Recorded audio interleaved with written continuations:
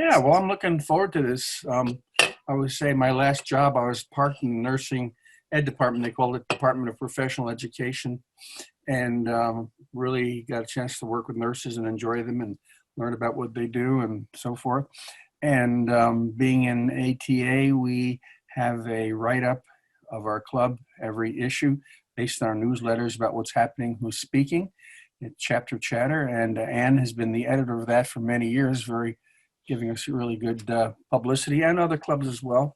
And what's nice about Anne's, I would say column, it's several pages every month, is that we get ideas what other clubs are doing, and they get ideas from us, and we can really share. It was something like that that really put the idea of a newsletter exchange, so that we're kind of sharing what clubs do. So I thank Anne for that.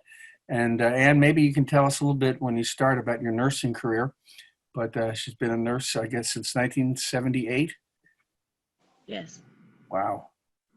I know. Wow is right. I'm retired. It makes you the youngest one in the club, really, when you live. That's probably true. So we're looking at that, and I think especially at the time of COVID, we're thinking about our heroes out there. I have a friend who's a respiratory therapist and was harrowing listening to her stories, but our first responders, our nurses, our doctors, our ER people, our techs, even the people in the hospitals who take all the information down, it's risky, some more than others, but nurses are right on it, and they've been taking a hit. I think a lot of them with the COVID. So we really want to, keep them in our thoughts and our prayers and everything, but we hope that it will be going better. But I think with no further ado, I'll pass you on to Anne Byerly. And Anne, were you going to do your own slides? Or do you want us to? I'm getting nervous about this, so maybe I'll let you do it. Okay, well. All right, so while Paul is teeing that up, I see a lot of folks don't have their mic muted. So if you could mute your mic, that would be great. We're recording and we'd like to have a record of it. And our good friend Steve Kennedy, who's on the line and members, has a way of editing these out as well. So we just spotlight the speaker, which is great. So it would be really helpful if you would mute and then, ask questions along the way. And I'm not sure you want us to go through your presentation, and then we could always save some things for the ending. Does that sound good? Yeah. Now, are you seeing it? Are you seeing anything? Well, we can, Paul. Yeah, we can see. You're just going to have to really make it fill your entire screen. Well, I have to call up the slideshow just to make sure that you're getting it first. But we can see it. Call up the slideshow, and I think we're good. There you go, Ann. Yeah, there. Can you see my mouse? But can you see my mouse? Well, no. Well, Paul is doing your presentation, so he's the one on his computer that would see your mouse, right? So. Yeah. All right. Well, I'll just be more descriptive then. Perfect. Thank you. It's all you, Ann. Well, this is kind of old home week for me because my paternal grandparents used to live and were born and raised in Lancaster, Pennsylvania. So although you all aren't quite old enough, my grandfather was a dentist, and he used to examine teeth of the elementary school kids in the public schools for years and years after he retired. So I thought maybe you might know him, but he has, of course, been gone for quite some time now. But so the Byerly family does come from Lancaster. But my father, after he went away to college, never went back to Lancaster, unfortunately. He worked for the State Department when I was about 5 or 6 years old. And so we were overseas in Asia, and that's when I started collecting stamps. And probably like almost everybody else, I started collecting the stamps of the country I was living in at the time. Starting to collect nursing stamps came long after I was a nurse already, and I went to an international conference in Madrid, Spain, and in the exhibit area for the posters, way, way, way in the back, was a little nurse, and she had a huge banner of pictures, photographs of stamps with nurses on them. And I looked at her and I looked at that banner and I said, I can do that. And so I started being a thematic collector then in 1993. So it's been the focus, although I collect a lot of other things on the side now. This nursing collection is my focus now. And of course, when I first started, it was just a mass look at everything, look at all the stock, see what's going on. But the ATA checklist was by far the best help I could ever have. The only problem is when I went to a store and I said, here's my list, and they looked at me and there's the stock, you got to find it. But I found it to be enjoyable just looking for it, for the stamps. I have been a licensed nurse since 1978, but I'm retired now. Okay, this front page has 3 of my favorite nurses' stamps. But that's just to let you know. Okay, next slide.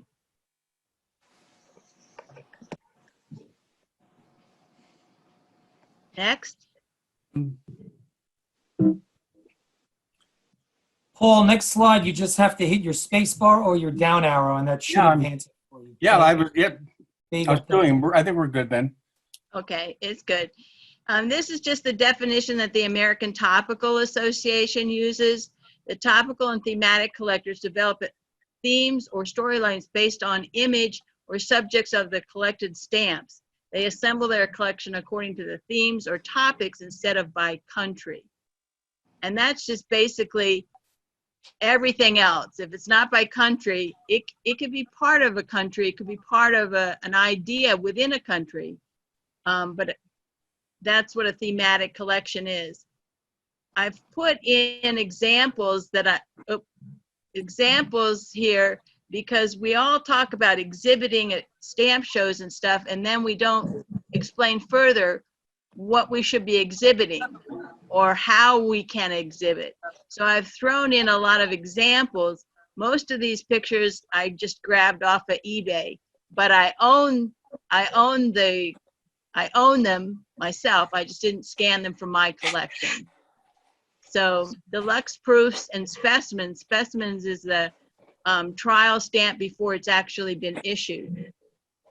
So when you're looking for thematic collections or in your collection for exhibiting, you're looking at more than just a postage stamp to illustrate your topic. All right, next.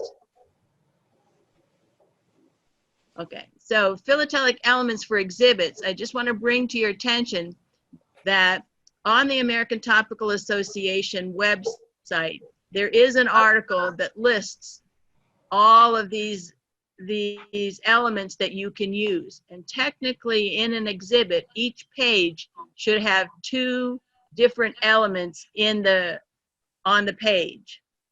But there's lots of things that you can do to put together besides just postage stamps, in other words. Now the joint issue, this actually is a doctor. There are nurses in the background, but also this is a China and Canada because he was a missionary and was a Canadian doctor that went to China and worked as a missionary. So I pulled 2 stamps, but I got just the Canadians. I didn't get the Chinese joint issue with that. And then the cover on the right-hand side looks great and everything, but to use it on an exhibit, I would have to zero in on the cancel of flight nursing. Flight nursing is still considered an expertise and a training program like a midwife would be, or somebody that's a pediatric nurse. Flight nursing has taken on a great deal of expertise in managing altitude and situation in a plane. So it's become a division of nursing. And this cover is nice because it has Clara Moss, who's of course a nurse, and then it's got the transportation ambulances, but the cachet on the left-hand side of the cover really is considered, lanyard, something you would probably window out of your exhibit. But for a list of all the exhibit elements, if you don't look in the judging guides, you can get it off the ATA. All right, next slide. So when did nurses start appearing on a stamp? What we've considered is the first stamp was issued in 1897, but it's an allegory, which means the angel is the replacement for the nurse. So this was issued in New South Wales in 1897. Consumptive home, this was initially to raise funds for tuberculosis care and to take care for people who were put in homes away from the community to be maintained or allowed to get better by giving them sunshine and good food. It is fairly rare. It's very hard to find these days, but it is considered our first, which is about 50 years after postage stamps were begun. Okay, next, please. So, who's on a nursing stamp? Well, nursing leaders might be one place to start. Unfortunately for us, Florence Nightingale has about 3 pictures, and her picture or a cut from those 3 pictures appear on all the stamps about Florence Nightingale. She was born in an upper middle class British family. Her first name Florence is because she was born in Florence, Italy. And she decided that she wanted to go to nursing school and she wanted to become a nurse. And her family said, no, that's, you know, we're in a class where women don't work. You know, it's a dirty job. You can't do that. In the end, she got her way and went to a deaconess school, which is in Germany. And there is a stamp in recognition, German stamp in recognition of that school. But that's how, or that's in the history of nursing, that's where nursing schools started. She was only there for about 6 months, and it was sort of like learn as you go, learn at the bedside, practice. She came back to England after that, and she worked in a hospital in England, but she was never a bedside nurse for very long. What her initial impact on the world was the fact she went to the Crimean War, which is down in end of the Mediterranean in Turkey, and they were noting at the time that a lot of people were dying a lot of the soldiers, the British soldiers, were dying in the Crimean War, and so they sent this packet of nurses. The nurse on the bottom right hand of the corner, right of this slide, is Mary Seacole, and it says Jamaica. She was half Jamaican and Irish, and her mother was a boarding house operator, and she taught Mary how to care for people. So Mary went to Florence Nightingale in Britain and volunteered to go with that group of nurses to the Crimean War. Because she's African descent or had black blood, she was rejected. She was rejected and told she couldn't go. But Mary Seacole went on her own dime. This is a presentation. Went to the Crimean War. Excuse me, Joe Berlin. Joe, could you please mute your line, this is Joe? what she did as a topical hobby. 1 second. This Charlie, he's a doctor. Joe, could you please mute your line, Joe? We hear everything you're saying. Oh, I'm sorry. How do I Thank do you, that? Joe. Appreciate it. Sorry. Thank you. All right, thank you, Joe. You're muted. Anne, we'll let you continue. Thank you. Thank you.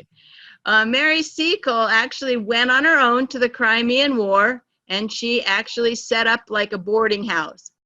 And she taught Florence Nightingale how to save soldiers. And primarily that involved giving them a bath, giving them a fresh bed, clean linen, and feeding them. Because even at that point, we still hadn't gotten into supplies and supports for soldiers on a battlefield. And Actually, Florence Nightingale has more mathematical skills, and she started to calculate death rates from treatment with good food and clean living environment, and how many soldiers she was saving. So Mary Seacole is behind Florence Nightingale. And fortunately, Mary Seacole has been recognized on postage stamps recently from Britain as well. So Florence Nightingale is considered modern nursing, or the start of modern nursing. And of course, this year, as you can see, the one in the upper right-hand corner is 2020 from Cyprus. This is the 200th anniversary of Florence Nightingale's birth. So last May, where she was 200 years old. So more stamps are coming out. But again, they're all the same pictures. Next, please. So covers to enhance the topic that you're talking about. I put 3 examples up here.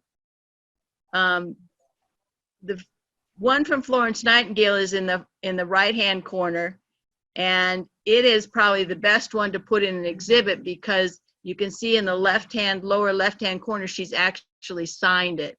So you can compare the handwriting or her signature or her autograph to other autographs and see that it's very similar. And this note she's written has gone to a nurse, Nurse Franklin, in a different division of London. The 2 covers on the left, however, is sort of like variable in terms of the upper one was supposedly written by Clara Barton to send her to her brother, whereas the one in the lower side is letter to Clara Barton. And so it's sort of like variable in terms of intensity, whatever subject or whatever theme you're expanding in your exhibit, which one of these covers would be advantageous to have. The one with Florence Nightingale, I have to say, is the pride of my collection, because I won that off of eBay the week we returned from Hurricane Katrina. We'd been evacuated for 30 days, and it came up on eBay, and I couldn't believe how inexpensively I got it. And then I actually got it delivered. But anyway, next slide, please. So, how nurses are also involved in other history. These are actually the blue, the red, the brown, and the green on the cover on top. Those are the Vichy government resistance movement stamps. When Germany took over France and the French government and resistance moved south, to maintain sort of their integrity, or to make the world know, like, we're still here, we're still we're still a government, we're still operating, help us. They printed stamps that had for the colonies, their old colonies. I guess they were still claiming to own the colonies, and most of these were in Africa and some Pacific islands. And so there was a group of them for child welfare. The red one is the nurse stamp. You can see her all dressed up there weighing a child. These are also sort of, they're not all the same. Actually, what I wanted to say was, in each country, they're not all the same stamps. The blue boy is the only thing that remains the same. But the problem with this, or the reason I put it up here, is when I bought this envelope, it looked great. My default was the fact that I didn't look at the cancel date, because it says 1948. We all know World War II ended long before 1948. So these stamps were actually put on this envelope along with regular postage and mailed. So it looks like they are mailed. Vichy government resistance stamps never left France during the war, and actually probably never left France, period. So this is a created cover. It's not a real postally used cover. And of course, the 4 stamps that are on there that are the resistance stamps are just extra, because you can see there's other regular postage that really paid the postage rate for the envelope, although the ones on the back is where the postage is. So they are also lovely, lovely stamps because they're old. There's some of them are engraved, some are photographed. And initially when I found these stamps, they were not listed in Scott's catalog because they were not considered a legitimate government. And now they are. So they are listed by the colony in which they were created for. Next.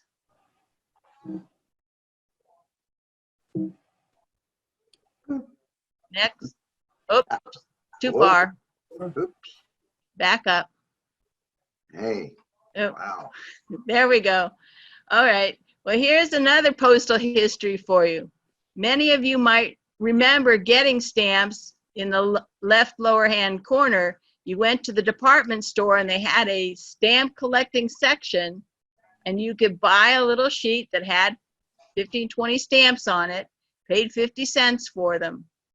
In this case, the Republic of Indonesia had stamps printed to try and force their decolonization from the Dutch, from the Netherlands. So they had these stamps, they were issued in the United States, they were sold as a real stamp in a real country. You can see the thing, a fascinating new set from the world's newest republic. Only this took a number of years to finally settle with the Netherlands. So there are different denominations on them, and they have different overprints depending on which set of islands had been liberated from colonization. But it was basically created for the philatelic community and meant to be a statement of independence. You need to let us go. There are also mailed letters with them, but again, you have to examine the letter very carefully because the dates are usually wrong and there's usually correct postage other than these stamps on the cover. Okay, next slide.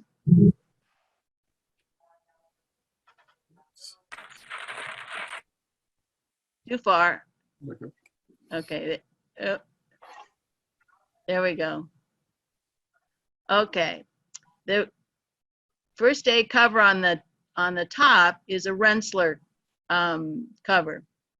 And what's interesting about that cover that makes it good for exhibition is that at that time, U.S. postage, when it was a new issue, was not released to the public until the day it was issued.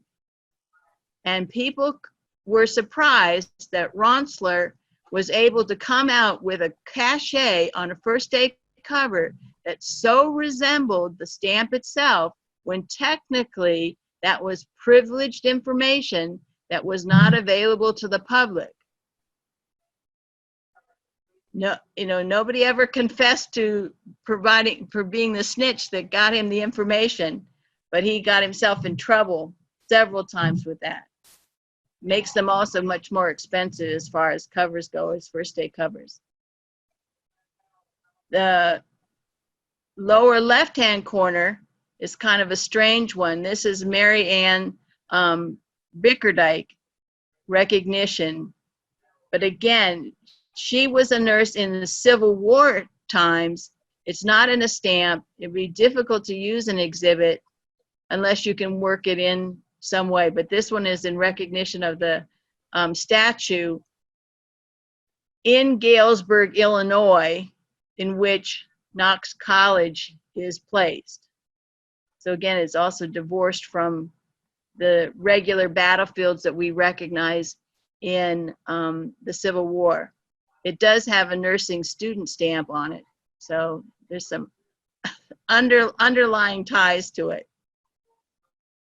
But technically, from a judges usually tell you that using the cachet as being the focus of an exhibit or on an exhibit is really discouraged. So on the right is a new one that I just bought a couple of weeks ago. And this is part of the research that comes into being a philatelist. I read this and it says that she was a nurse midwife, and actually she's an African American in California that actually is the first person to buy a great deal of real estate. She's still a nurse midwife, but again, it's hard to use in an exhibit.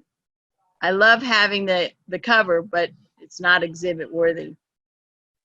Okay, next slide.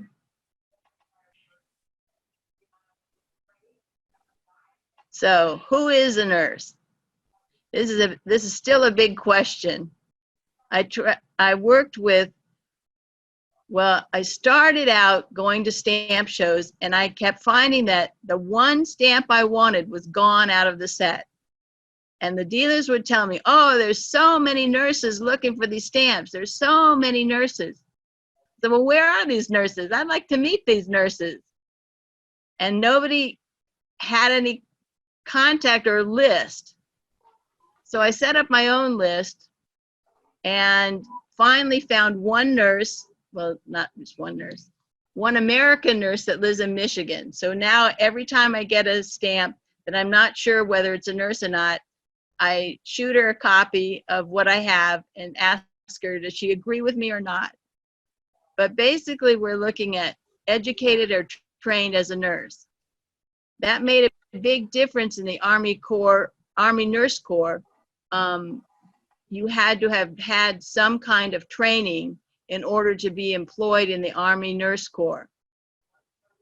And so that qualified you as a nurse. But then again, is it a nurse because of the way they're functioning? The Good Samaritan washed and bound the wound. That's more an activity that a nurse would do than a doctor would do. So sometimes I qualify nurses because of the function they're doing. Providing nursing education or starting a school. Clara Barton was not a nurse. She did a lot of nursing functions. She was basically a school teacher, and she was the first federal female employee. But in the American Civil War, Clara Barton did a lot of fundraising and gathering of supplies, clothes and food, and bringing them from non-battle areas to the battlefront to feed the soldiers. She did not do as much hands-on nursing care. So is Clara Barton a nurse? Kind of questionable. Louisa May Alcott actually, she wrote The Little Women, and she did volunteer as a nurse and went to Washington and stayed in the hospital for about 3 months until she caught typhus, and then her father came and took her home. She was trained minimally as a nurse, so Louisa May Alcott maybe has more credentials for being a nurse than Clara Barton does. So religious figures and actions in the role. Mother Teresa comes into another discussion about that. When Mother Teresa, there are enough stamps out there, you could fill albums and albums with that. But Mother Teresa was a math teacher. So she wanted to be a missionary. She was put on her road to India to run a mission and ended up being a nun that taught math to very upper class Indian girls. And then she started her own convent and got recognition from the Pope, and then provided care to the poor of India. So she's back into functioning as a nurse. So you can call her, maybe she had 3 months worth of training when nursing schools at that time were, again, a year or 2 years long. So is Mother Teresa a nurse? I pick up stamps with Mother Teresa on them because maybe She's a nurse. But you look back in the history of the Bible and you look back at the saints in the Catholic Church, and a lot of those, there are a lot of individuals that did perform nursing functions, so can be classified as a nurse. Wartime service used to be another qualifier. Again, it was until late World War II, you were not, as a woman, employed by the military. You had to be a Red Cross nurse in order to go to the World War II facilities to assist in injury care. And now we have a lot of disasters or Red Cross work. Initially, Red Cross nurses, or the people they were sending, were qualified nurses. That's not necessarily true anymore. Red Cross volunteers can be any number of different kinds of healthcare workers, as well as just straight volunteers. Nurses are honored by their country, so if the Scott Catalog says they're a nurse, then I say they're a nurse. Their country said they were a nurse. And the figures of nurses are nurses, like the white dress and the white hat. Unfortunately, that is one of the signatories, I think, just looking at boxes and boxes of stamps and going through over the years. If the person on the stamp is in a white dress and has a white hat, she's a nurse. So it really comes down to consensus. And that means you've got to find other people that are studying the same theme that you are and get consensus on the issue. Next. So where is the nurse? These stamps, you can see the two on the left-hand side, there's going to be a nurse. Well, at least one nurse is pretty obvious in the foreground. But in these situations, you know as a nurse that there's going to be a nurse involved. Which one is a nurse might be difficult to know. The cover comes from experience. I worked in Africa as a nurse for many years. And so I know that the person giving this injection, particularly since it's a white coat with short sleeves, that is a nurse. At the time that that was issued in 1964, most of the healthcare stations were run by advanced level nurses. The physicians are few and far between, and often foreign volunteers. So this one qualifies as a nurse because I know and researched the history of nursing in Africa. The Austrian stamp in the bottom right-hand corner, again, here's the white uniform. This is a stamp, and fairly new stamp, in recognition of public service employees. So the white dress indicates that we have a nurse there. Next. So where is the consensus? This is a brand new stamp on the left from England, and there are always a lot, there are a number of British stamps, British colony stamps, with nurses in a different environment than you would expect them to be. And they always seem to be happy. They're congratulating or welcoming a royal visitor. In this case, they're celebrating the end of the war. They're running around in their uniform outside of their normal environment. And as a nurse, it was drilled into me from the very beginning. Keep your whites clean. Keep clean. Don't wear them anywhere but to work and home, and work and home, and get, put them in the laundry right away.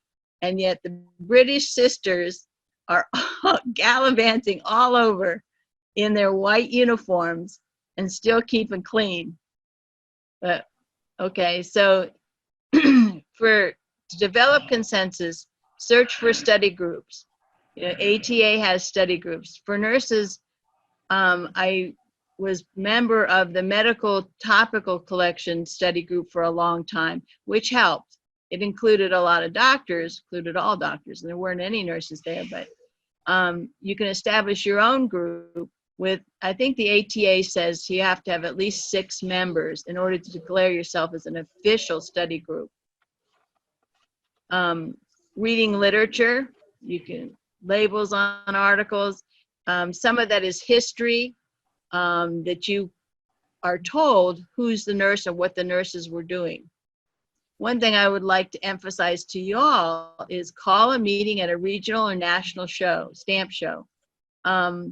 When I wanted to see if there were any of these elusive nurses that were collecting all these stamps that I wanted, I actually did that. I asked the ATA, if you read the fine print of your national shows, it'll say, if you want to have a room, just notify this person and we'll announce that you have a meeting.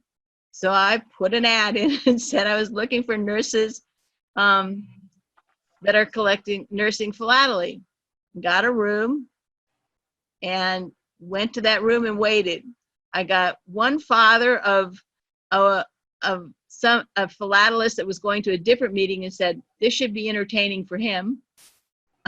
And one nurse showed up. So I have at least one contact to talk about consensus as to whether there's a nurse or not. Looking on websites is helpful. And then looking at stamp exhibits on topics and programs. There are a number of nurse exhibits that have been out there for a couple of years. One is on Edith Clavell, one is on functions of nursing. I do battlefield nursing. And I think that's about it. Okay. Next. Appropriate uniform and shoes. I try to show this simply because sometimes the designer of the stamp has no clue as to what reality is. And these are just examples of, and actually these are all legitimate nursing uniforms, but a number of stamps from the UAE, United Arab Emirates, had nurses in high heels. Well, nurses aren't gonna walk all day in high heels on a ward, things like that. But most of the time you can look and look at the environment in which it's the nurse is being projected or the country to why they have a certain type of a uniform. Usually the hair is covered simply because in the past, it's only been fairly recent that we've talked about washing our hair every day. World War II nurses talked about the fact that they rarely got more than a bath from their helmet or water filled in their helmet. And so they rarely washed their hair. And if they got head lice, they washed it in gasoline to kill off the head lice, which was fairly common for everybody at the dispensaries behind the World War II front. So nursing caps were to keep the hair out of the wounds or away from the patients, and the fact partly because it wasn't clean, but to keep it cleaner, but to keep it out of the medical area. Sometimes they look overdressed, but part of that again is protection from disease. Up until after World War II, most of the deaths in wars or conflicts were actually from infectious diseases and malnutrition, not from battle wounds themselves. So the long skirts and everything would protect you from insect bites and things like that. Next. So this is just a sort of an FYI sort of thing. When you're reading around, this is a U.S. stamp. It was a support of the Olympics, and this is actually a picture of a nurse when she was much younger and she was practicing or she was on the Olympic team She did not go to the Olympics, but the stamp designer picked that picture up from somewhere and put her on a stamp. There is a Caribbean stamp, which I should have gotten a picture of, but the nurse is actually a runner, and she's in the tab of the sheetlet, and she's being recognized for winning a bronze Olympic medal, but she is actually a nurse in everyday life. Next. Queens as nurses. That's another sort of thing, is like, did they really get any training? In actuality, the two blue ones, the two stamps with blue in them, Princess Astrid and Queen Fabiola, were trained as nurses and were licensed as nurses. The other nurses, sort of, it's questionable. They were really for morale boosters more than they were actually working as nurses. Next slide. Heroines. This is again coming back to a country recognizing the individual as a heroine. On the left-hand side, the Columbia stamp, Manuela, she actually drowned in a flood situation. She went to flood disaster and ended up drowning. What's interesting about her is there's two stamps, same denomination, but they're two different colors. And that's, you have to get both of them, but it's hard sometimes to know that you've got both of them. Clara Moss actually went to the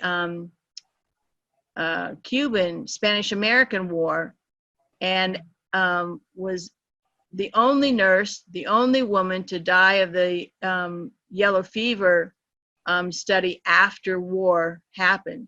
In her case, in Spanish-American War, most of the soldiers died of infections as opposed to injuries. And then Edith Clavell is recognized in the Belgian stamp on the right, and Edith Clavell was in World War I. Florence Nightingale trained her, and she went to Belgium to start a nursing school, and then World War I broke out, and after the Germans took over Belgium, she was working with resistance. And so when they would bring American, Canadian, and British soldiers in for care, at night she would help get them out of the country. She was the only nurse I know of that was killed by firing squad. Next. Souvenir sheets and sheetlets. This is the bane of my existence, because here is Clara Barton, recognized by the Republic of Guinea, and she no more knew where that country or that continent was than the man in the moon. So why are they recognizing Clara Barton? For the philatelic community only is how I figure it. But this is the problem. In the new issues, we sort of get a little hiatus, and there was nothing to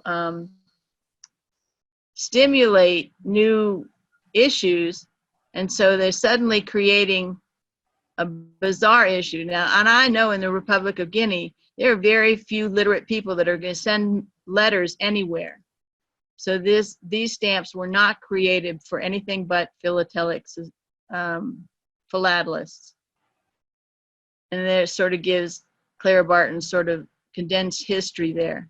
She was considered the angel of the battlefield for the American Civil War, but primarily that was related to the fact that she brought food and established clean living environments for soldiers. She also spent time after the war tracking down who died and telling their families whether they died or what happened to them.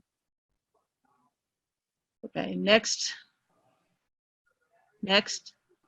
Student nurses are always fun. And actually, there are quite a few stamps around the world that recognize student nurses. All right, next. This is a die proof with a signature on it, but you can barely see the signature. This is just another way to improve the quality of your exhibit. The only problem with that is most of these come from former French colonies, so they're quite plentiful on the market. They're expensive, but they're quite plentiful, easily accessible anyway. Next. Do you know the Catholic saints? This is part of, again, taking what the behaviors and what they did. The original parts of nursing started out with, like, your mother took care of you. And then it got to nuns and monks that would take care of individuals. And some of their behavior qualified them to be considered a nurse at that time in history. Next. Oh, this is a fun one. Molly Pritchard. Molly Pritchard is, as you can see in the postal stationery, that she's carrying water to the cannon, and you can see in the postal stationery she is actually putting the ammunition or putting the gunpowder in the cannon. And she is really recognizing a whole group of people, not just one individual named Molly Pitcher. Actually, Molly is a nickname from Margaret. But in this case, it's looking at one individual. She was, well, in the past, this is the American Revolutionary War in Monmouth battleground in New Jersey, not too far from y'all. Women came and brought water out, you know, as the battle's going on. People were spectators to a battle. They stood on the hills around the battle and watched what was going on. The cannons have to be cooled off between firing. So the water was used to hydrate the soldiers, but also to get the cannon ready for its next shot. And in Molly's case, she was there with her husband, and when he was injured so that he could not perform his duties to make the cannon run, she stepped forward and took his role, and not only brought the water to cool the cannon, she also put the gunpowder in it. And the overprints of Molly Pritchard was the senator in New Jersey went to the Postmaster General and wanted a stamp created to recognize Molly Pritchard. And the Postmaster General would only do an overstamp, an overprint. In 1978, this postal stationery postcard was, I think, the 75th year, 125th, I don't remember which anniversary of the Monmouth battlefield. I guess 100th. Okay, next. These are American nurses. The only real nurse is Mary Breckenridge, the little blue one, only trained nurse. She was actually the daughter of a vice president. And I forget, it was Breckenridge was his name, but I don't know which president he was vice president to. She went into Appalachia and delivered babies, but she did her training in nursing in the United States, and then in midwifery, she went to Britain to do that.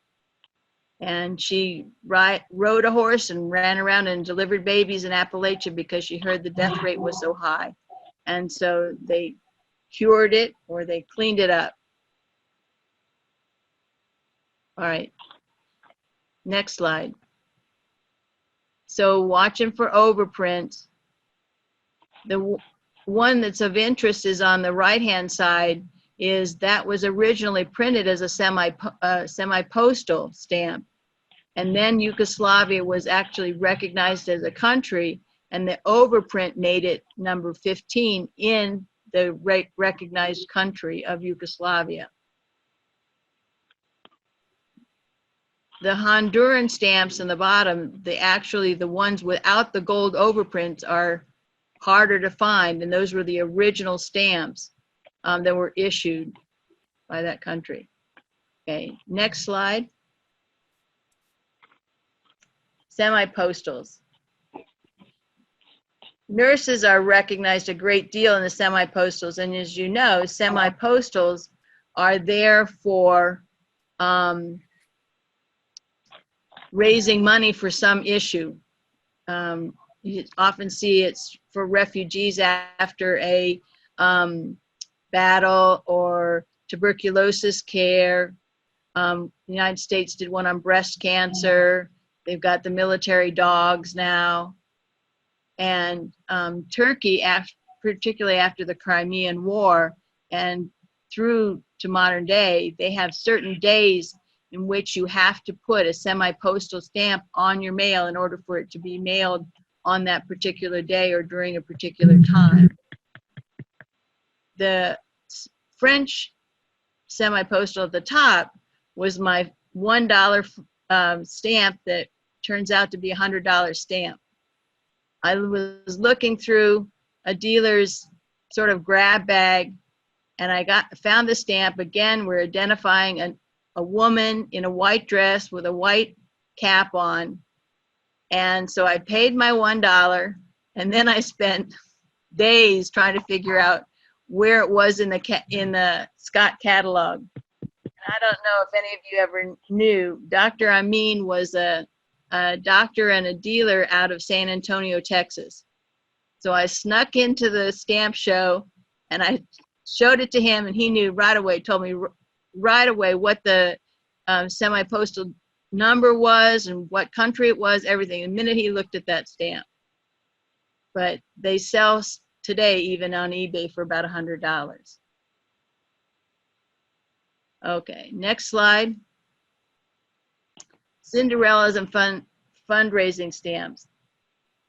This stamp you will see is in recognition of volunteers from India that were to World War II. And they are quite prevalent on eBay. But they're not really stamps. They're Cinderellas or fundraising stamps. Still looks like the regular nurse providing care to a soldier. Next. Revenue stamps. You all probably know a great deal more about revenue stamps than I do. But I have since found a number of revenue stamps that have nurses on them. They also, of course, some of that, stamps were used as regular monetary tender. And that's what revenue stamps were too. Next. Common design. I should have put this slide up closer to the Vichy government stamps, but just as sort of a warning to you that the common design is the big stamp on the right, but in actuality, there's a nurse stamp in that series, but it's not, you're not told that in the Scott catalog. So you have to be careful when they say that this is common design, that they're all going to be the same design with different countries on it. It's not always the same design. Okay, next. Oh, this is just an emphasis that there's, whether you have to have a strip of 3 to show the fact that they have different languages on stamps right next to each other. Next. Looking at cancels. The upper left-hand cover has really no big interest except for that it has an RPO. So it's a railroad postal office. So here is when I am putting together an exhibit on the 702s, the little Red Cross stamp. I'll use that because there are few RPOs, so I could window in that cancel. It's difficult to find cancels on nursing mail because they got free mail late in World War II. So as you can see in the upper right-hand corner is a nursing letter, but it's free, so there's no stamp on it. The one below it is after the fact, Helen Fairchild Memorial Bridge. They created a stamp in recognition of a Pennsylvania nurse actually in World War II. They named the bridge after her. And then the other cancel there you see has a nurse and an IV. Next. The cancels on this page go to also push hospital ships, which became part of the care, move the battle weary or the battle injured soldier away from the battle site for care. A big, the most remarkable cover is the one in the lower left-hand corner. This is Uss Relief.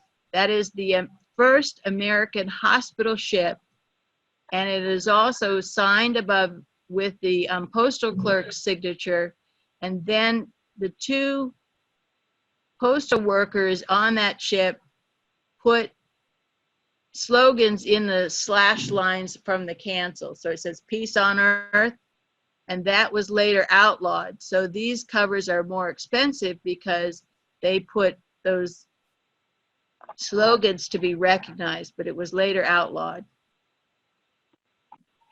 Next. This is just to illustrate. On the left is first day ceremony program. And even though the stamp was issued many years ago, usually you could find first day ceremony programs. Then maxi cards are the ones on the right.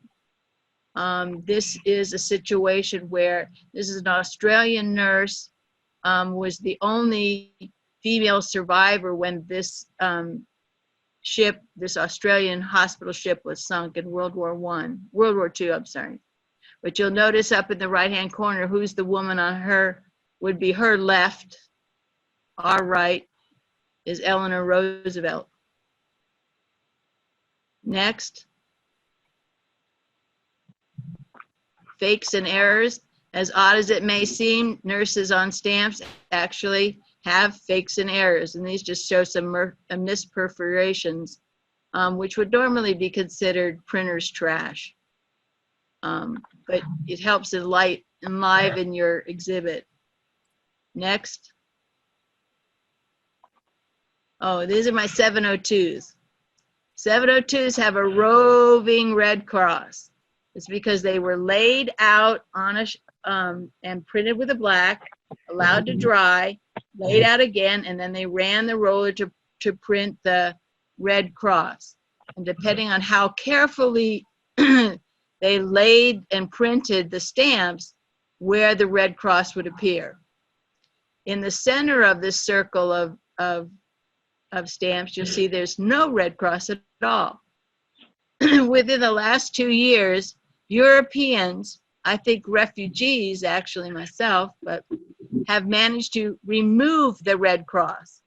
Technically, there's only one stamp ever known to not have a red cross, and that was thought to be in the lower left-hand corner of a sheet of 400 stamps that the corner bent up and the red cross was printed on the back. And if you read the mystery books on the 702, they'll say that that stamp is in New Orleans. Well, I want to tell you, nobody knows where it is or if it was ever here. And I have certainly tried to find it from whoever thought they had it. But the refugees in Europe in the last 2 years, I bought 2 stamps in which the red cross has actually been removed. And I paid $8 for one of them, and I paid $50 for one of them. Now, if that was done, if that was performed, or that procedure was performed in the United States, they would be imprisoned for it. But anyway, it's the roving red cross. There are a lot of other things with this old 1931 Red Cross stamp. It's the 50th anniversary of the American Red Cross, establishment of the American Red Cross. Next slide. Coils and booklets. Now, there are no stamps that I know of, American stamps anyway, that are in booklets or coils. So if you enhance the exhibition topic, you might be able to include some coils and booklets. Next. So the difference between a collector and a philatelist is doing research. And so these are the books, some of the books that I used in doing the research for my collection. Some of it to tell me that I learned people were nurses that I didn't know before. Next. Getting new issues or new to the list. I've used different ATA checklists. Scott Monthly, Lynn Stamp News are always good for alerting you as to new issues. Most dealers don't like to deal with new issues because they're more expensive.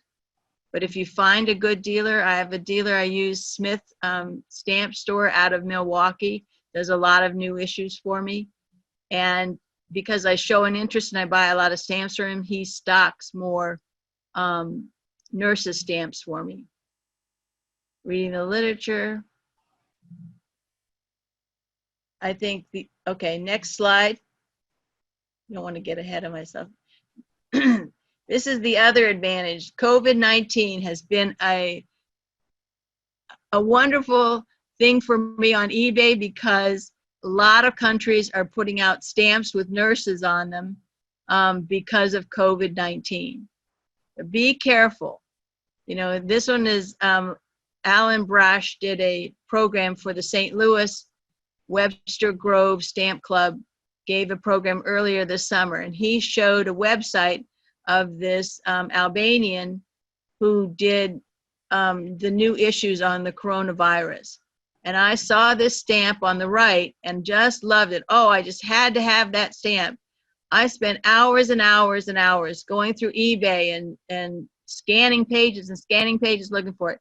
If I just read the details, this is a personalized stamp. There is no access to getting this stamp. So be careful when you latch on to wanting a stamp, whether you can get it or not.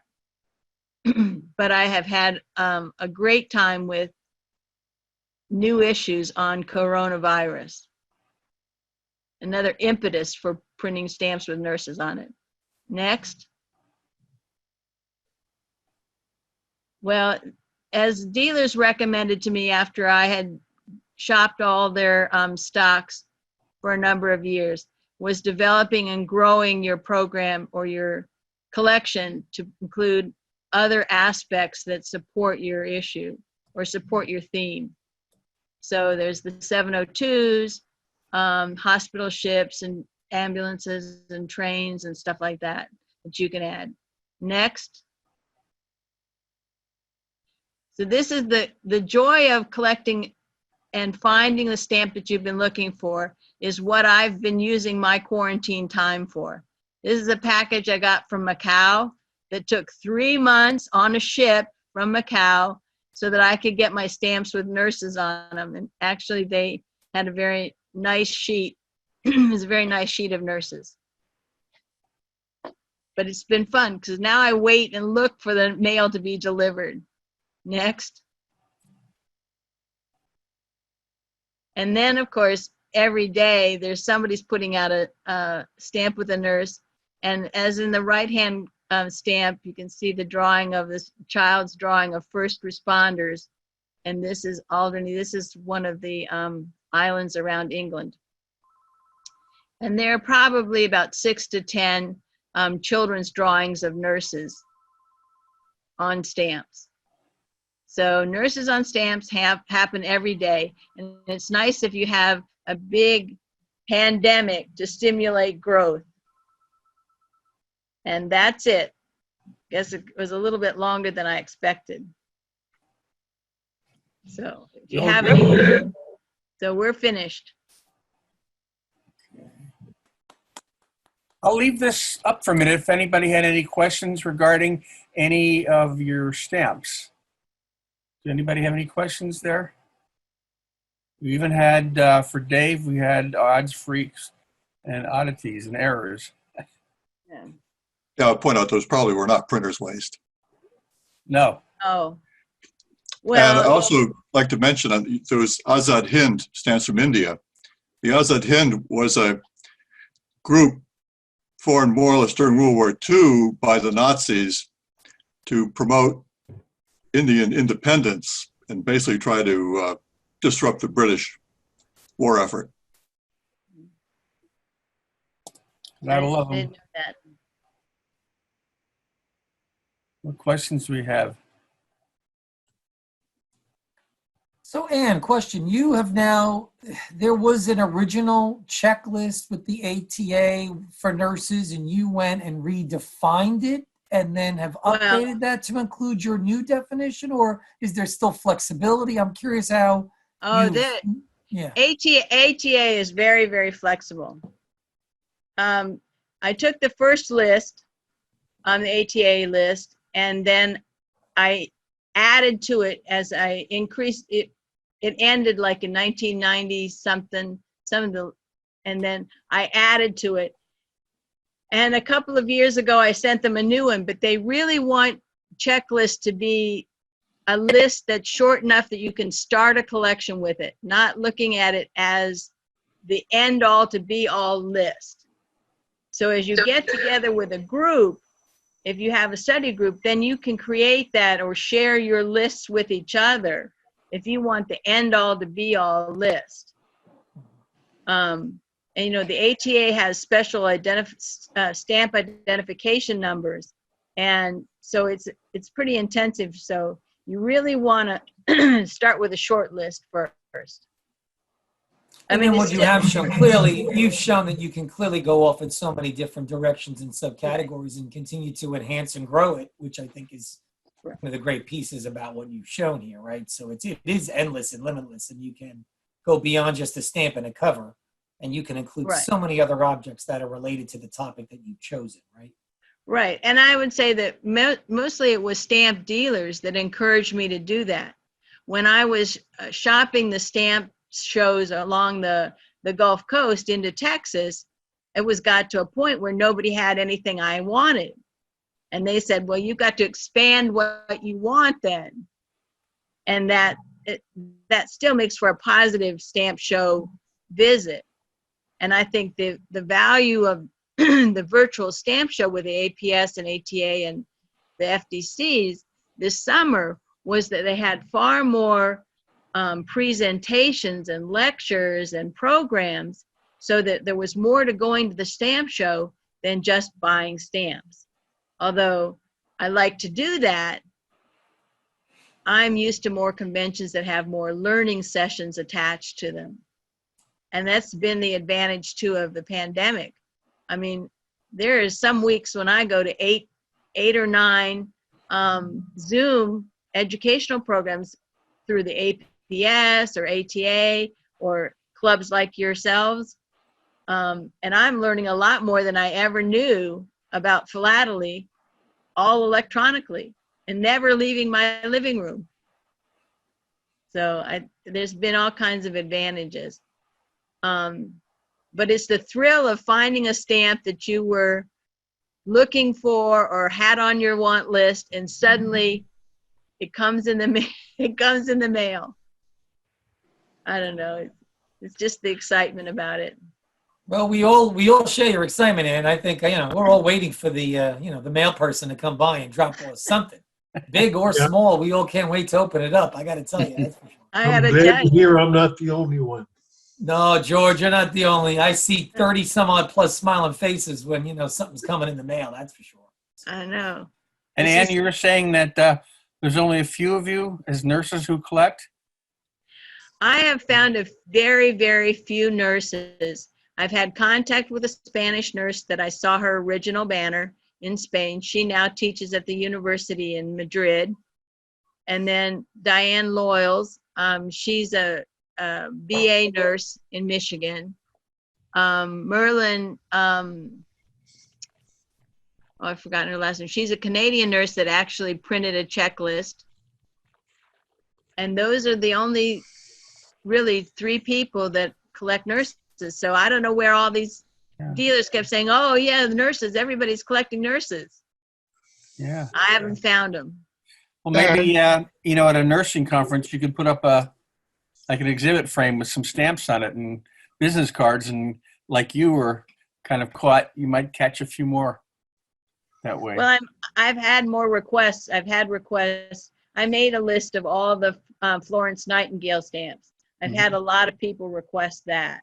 Yeah, You know, student nurses coming in or graduation presents or something like that, they'll get in, but nobody's really gotten into collecting the nurse stamps. That's a start. But It's a start, it's true. do we have any more questions or comments? And Jim Stryker's here in Southwick. Yep. My wife wanted me to relay that she's been a nurse for 31 years, retired, and she really appreciated your lecture. We learned a lot. Well, thank you. I've just retired. Well, I retired about 5 years ago too. I never thought I would retire, and I'm so glad I retired. But Well, I can tell you one of our newest member who's online today, David Goodhard, is a nurse practicing right now in Ohio, and he just chatted me that he's going to go out there and start finding more nurses for you. And he's an ER nurse, so he's going to start doing some sharing. He's one of our newest members. He's a member of the Empire State as well as our Lancaster Club. So, you know, David, I know you're on the line. We're looking forward to having you bring more nurses into this group. So. yeah. And I send my own list. Actually, I have an abbreviated list that I gave to the ATA that anybody who requests it, I send them my list. And the ATA's direction is that once you buy a checklist, you can ask for an update, or when it's updated, you get that free. But if they want my personal list, I have no problem with sending it out.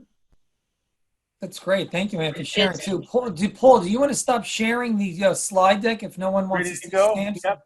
And everybody can see each other, though, at least, and converse. Yeah, there you go. Thank you. I Go would ahead, love- everybody. I would like to quickly share the screen. You showed the USS Relief. This particular cover is from the USS Repose, Yes. a Pacific Fleet in China. My wife's father was a medic and her mother was a nurse who had to resign because they got married. Married. Yes. This is from the hospital ship Repose from April of 1948, just a few months before she was born on the hospital ship. Oh my gosh. So she is actually a hospital ship baby. Baby. I'm quickly looking for my own list, whether I need that one or not. There are only 20 American hospital ships in the Navy. Not all of them are continuing to function now, but there are only 20. There are 3 Army hospital ships that are named after nurses, but they're not official hospital ships. So I couldn't figure that out, but I guess the Army puts up a hospital instead of going to a ship. But Thank you for sharing that, Bob. I don't know that many folks can say that they know someone that was born on a hospital ship. That's phenomenal. It made an interesting situation when she went out of the country and she had to show her birth certificate. And she didn't have a birth certificate. She had a certification from the captain. Yeah. Oh, really? Oh, that's a great piece of history, Bob. Thank you for that. Oh, any more questions for Ann, please? That's a great story. Well, and Ann, on behalf of our club and all of us here, we thank you for a wonderful presentation to us. Yep.